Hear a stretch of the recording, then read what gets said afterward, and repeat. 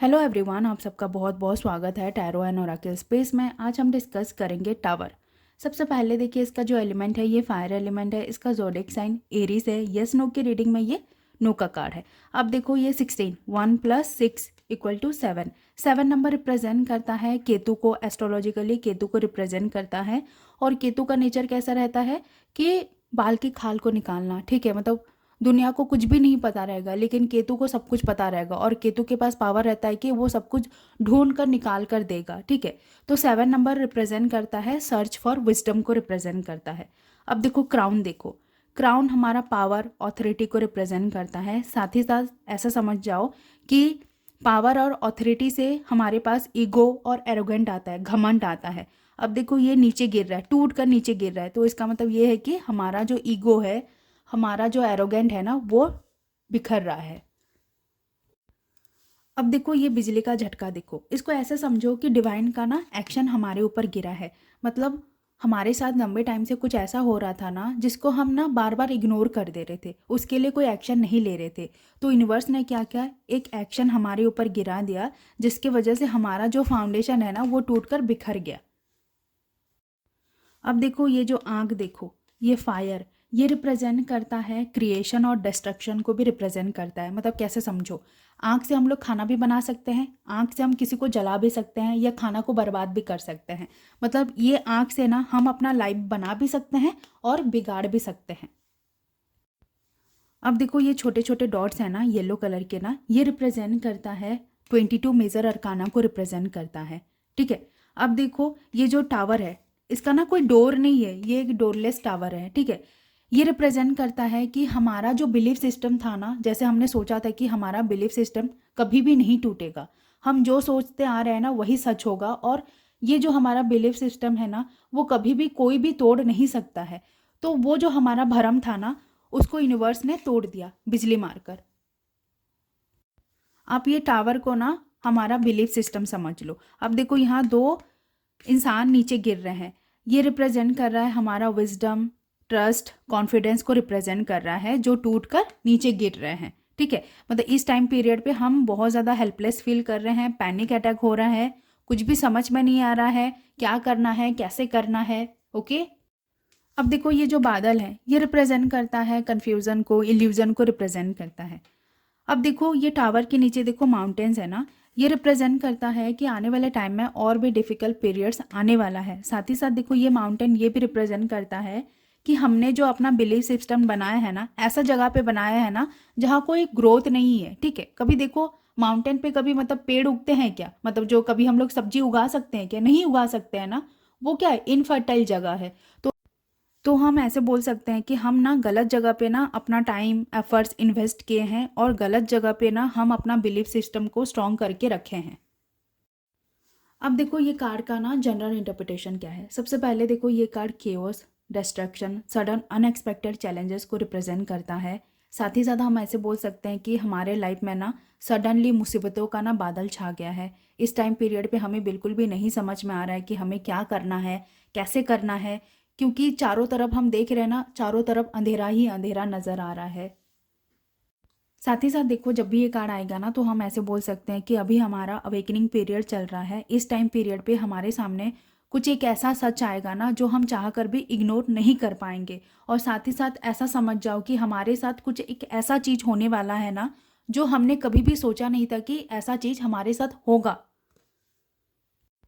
देखो इस time period पे ना आपको ऐसा फील होगा कि आप अकेले रह गए हो, आपके साथ कोई नहीं है। ठीक है, बहुत ज़्यादा रोना आएगा, पेन होगा, सॉरो होगा, इवन आपके दिमाग में ना सुसाइडल थॉट आएंगे। साथ ही साथ आपको ऐसा लगेगा कि मैं ये सिचुएशन से बाहर निकल पाऊंगा या नहीं निकल पाऊंगा। ठीक है, इतना ख़राब टाइम पीरियड चलेगा ना कि आप खुद ही बोलोगे कि ऐसा टाइम ना मेरे दुश्मन को भी ना दे। ठीक है, इतना गंदा टाइम आपका जाएगा जब भी ये कार्ड आएगा। साथ ही साथ देखो ये कार्ड ना चेंज को भी रिप्रेजेंट करता है। एक ऐसा चेंज ना जो हम चाह कर भी ना कंट्रोल नहीं कर पाएंगे। अगर हम कंट्रोल करने भी जाएंगे ना तो चीज़ें और ज़्यादा ख़राब हो जाएगा, बिगड़ जाएगा। तो इससे अच्छा यही है कि जो भी चेंज आ रहा है ना उसको एक्सेप्ट करो। देखो स्टार्टिंग में अच्छा नहीं लगेगा, लेकिन हमारे लिए एक्सेप्ट करना बहुत ज़्यादा ज़रूरी हो जाएगा। साथ ही साथ देखो ये ना एक पॉजिटिव कार्ड भी है। कैसे पॉजिटिव कार्ड होगा, देखो हमारा जो भी फॉल्स बिलीफ सिस्टम जो हमारा था, जो हमारा अनरियलिस्टिक गोल था, ड्रीम था ना, वो टूट जाएगा। ठीक है। टूटने के बाद हमें समझ में आएगा कि हाँ, हमने जो हमारा फॉल्स बिलीफ सिस्टम बनाया था ना, वो गलत था।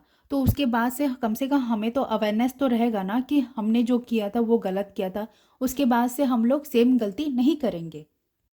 साथ ही साथ देखो, जब भी टावर कार्ड के साथ ना उसके जो सराउंडिंग कार्ड होंगे ना वो पॉजिटिव आ जाएंगे ना, तो आप अपने क्लाइंट को बोल सकते हो कि आपके लाइफ में ना बहुत बड़ा चेंजेस आने वाला है, लेकिन कोई ट्रेजेडी नहीं होगा। ठीक है, मतलब ऐसा कुछ सौरों की बात नहीं है, दुख की बात नहीं होगा। आइदर ऐसा हो सकता है कि आप शादी के बाद कहीं और जाकर सेटल हो सकते हो।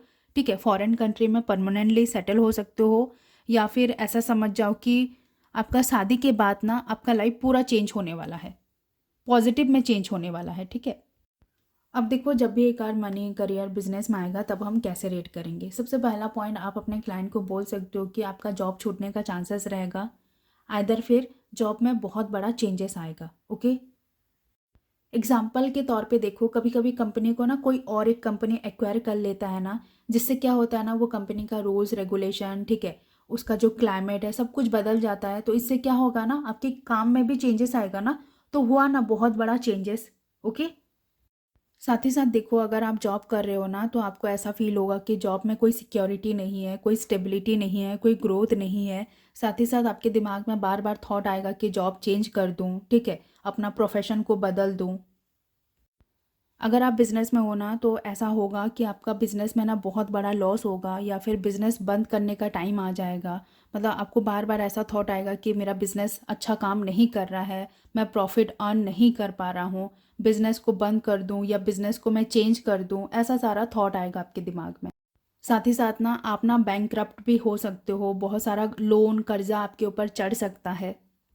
साथ ही साथ देखो, आपके मन में ना एक डर लगा रहता है कि मेरे कंपनी वाले अगर मुझे निकाल देंगे तो कैसा करूँगा, क्या करूँगा। और इस एंग्जाइटी के चलते ना आप ठीक से काम नहीं कर पा रहे हो। देखो, कभी कभी होता है ना, कंपनी में आजकल तो हो रहा है कि एक साथ बहुत लोगों को काम से निकाल देते हैं। तो वैसे ही डर आपके मन में लगा रहेगा कि अगर मेरे कंपनी वाले मुझे निकाल देंगे तो मैं क्या करूँगी, कैसे जाऊँगी, मतलब क्या आगे करूँगी। तो आपके दिमाग में ना बहुत सारा ऐसा थॉट घूमता रहेगा। साथ ही साथ देखो, जब भी ये कार्ड आएगा ना, तो आप ऐसे बोल सकते हो कि अपने पैसों का ना सही से इस्तेमाल करो, क्योंकि आने वाले टाइम में ना आपका दिवाला निकल सकता है अगर सही से इस्तेमाल नहीं करोगे तो। अब देखो, जब भी ये कार्ड ना हेल्थ के रीडिंग में आएगा तब हम कैसे रीड करेंगे। सबसे पहले देखो, ये कार्ड ना सडन बीमारी, सडन इलनेस, एक्सीडेंट, ठीक है, एंग्जाइटी, डिप्रेशन, कोई मेंटल बीमारी को रिप्रेजेंट करता है। अगर हम चाहते हैं कि हमारा हेल्थ सुधरे, तो सबसे पहले देखो, जो भी चीज़ हमें हुआ है ना उसको हमें एक्सेप्ट करना है। उसके बाद हमें सोचना है कि हमें कैसे ट्रीटमेंट करने से हमारा तबीयत ठीक हो सकता है। तो यही जगह पे आप ऐसे बोल सकते हो कि डॉक्टर का मेडिसिन खाओ, ठीक है, अगर चाहोगे तो अपना हीलिंग करवा लो, ठीक है, मेडिटेशन करो, थोड़ा मतलब टाइट स्केड्यूल अपना रखो, जैसे सही टाइम पे खाना, सही टाइम पे सोना, सही टाइम पे सब कुछ करना। स्टार्टिंग में प्रॉब्लम आएगा, लेकिन धीरे धीरे ऐसे करके आपका हेल्थ सुधर जाएगा। अब देखो, जब भी ये करना स्पिरिचुअलिटी में आएगा तब हम कैसे रेट करेंगे। सबसे पहला पॉइंट, आप अपने क्लाइंट को बोल सकते हो कि आपका जो भी बिलीफ सिस्टम है ना, फॉल्स बिलीफ सिस्टम, वो टूट जाएगा, आपका थॉट प्रोसेस चेंज होगा। मतलब ऐसा समझ जाओ कि अभी आपका ना ट्रांसफॉर्मेशन पीरियड चल रहा है, अवेकनिंग पीरियड चल रहा है। इस टाइम पीरियड पे ना आपको बहुत ज़्यादा रोना आएगा, धोना आएगा, मतलब बहुत ज़्यादा दुख होगा, ग्रीफ होगा, कन्फ्यूज़न सा रहेगा, एंगर इशू होगा। साथ ही साथ हम ऐसे बोल सकते हैं कि अभी आपको ना स्पिरिचुअल लाइन के बारे में पता चलेगा कि हाँ, स्पिरिचुअल पाथ होता है जिससे हम अपने आप को हील कर सकते हैं, पास्ट ट्रॉमा को रिलीज कर सकते हैं। और इसके बाद से क्या होगा ना, आपका एक न्यू बिलीफ सिस्टम बनेगा जो कि रियल रहेगा। अब देखो, जब भी ये कार्ड लव रिलेशनशिप में आएगा तब हम कैसे रेट करेंगे। सबसे पहला पॉइंट देखिए, ये कार्ड ब्रेकअप, सेपरेशन, डिवोर्स को रिप्रेजेंट करता है। आइदर दोनों में से कोई एक पार्टनर या दोनों बहुत ख़राब टाइम से गुजरेंगे, मतलब इतना डिफ़िकल्ट सिचुएशन आएगा ना, जैसे लगेगा कि रिलेशनशिप अभी एंड स्टेज में है। आइदर इसके बाद ब्रेकअप पूरा हो जाएगा, या फिर आप दोनों का रिलेशनशिप और ज़्यादा स्ट्रांग हो जाएगा। देखो, अगर रिलेशनशिप का फाउंडेशन स्ट्रांग है ना, तो रिलेशनशिप में ब्रेकअप नहीं होगा, बल्कि आप दोनों का रिलेशनशिप और ज़्यादा स्ट्रांग हो जाएगा। अगर आप दोनों का रिलेशनशिप का फाउंडेशन वीक है ना, तो ऐसा समझ जाओ कि ब्रेकअप होगा, जैसे भी करके होगा। अब देखो, जब भी ये कार्ड ना रिवर्स में आएगा, देखो रिवर्स मतलब ऐसे, ठीक है, जब भी ये कार्ड रिवर्स में आएगा तो हम ऐसे बोल सकते हैं कि आप सिचुएशन को अवॉइड कर ले रहे हो, ठीक है, सिचुएशन से भाग रहे हो, सिचुएशन से ना कुछ भी नहीं सीख रहे हो, मतलब आपका जो भी प्रॉब्लम चल रहा है ना उससे आप कुछ भी नहीं सीख रहे हो, उसको अवॉइड कर दे रहे हो, इग्नोर कर दे रहे हो, और जो भी आपके लाइफ में चेंज आ रहा है ना उसको आप एक्सेप्ट नहीं कर रहे हो। यहाँ देखो ना, आपको ना कहीं अंदर ही अंदर डर लगा रहता है कि अगर जो भी चेंज आ रहा है ना, मैं अगर उसको एक्सेप्ट कर दूंगा तो उसके बाद मेरा लाइफ कैसा रहेगा। आपको ना कहीं अंदर ही अंदर आपको डर लगता रहेगा कि मैं आगे क्या करूँगा, कैसे करूँगा, मेरे हिसाब से सब कुछ होगा या नहीं होगा। तो वैसा सारा चिंता ना आपके दिमाग में घूमता रहेगा। अगर ये कार्ड रिलेटेड अगर आप किसी को भी डाउट है ना तो मुझे कमेंट सेक्शन में पूछिए, मैं रिप्लाई ज़रूर करूँगी। ओके, अगर वीडियो अच्छा लगा ना तो लाइक कीजिए, शेयर कीजिए, कमेंट कीजिए और अपना ख्याल रखिए आप सब।